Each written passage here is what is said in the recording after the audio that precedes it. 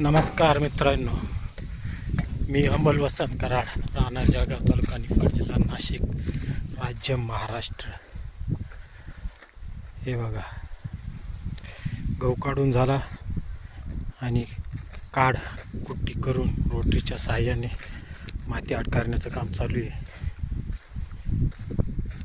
2 दिवस पडून द्यायचं, नंतर पुन्हा नांगरटी करायची आणि पूर्णपणे मातीमध्ये गाडून घ्यायचं, जेणेकरून आपलं जमिनीची सेंद्रिय कार्बन हे वाढेल, ऑर्गॅनिक कार्बन सेंद्रिय पद्धतीने.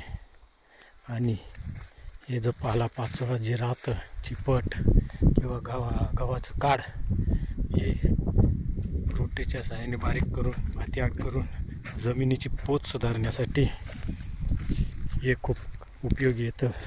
आणि लेमकेनची रोटर हे बघा, ईदभर आत घुसते. मग कसं काय वाटलं? या वावरात सोयाबीन किंवा आडसली ऊस दोन्हीपैकी एक पीक घेईल.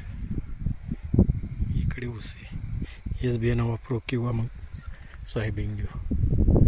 जय हिंद, जय महाराष्ट्र.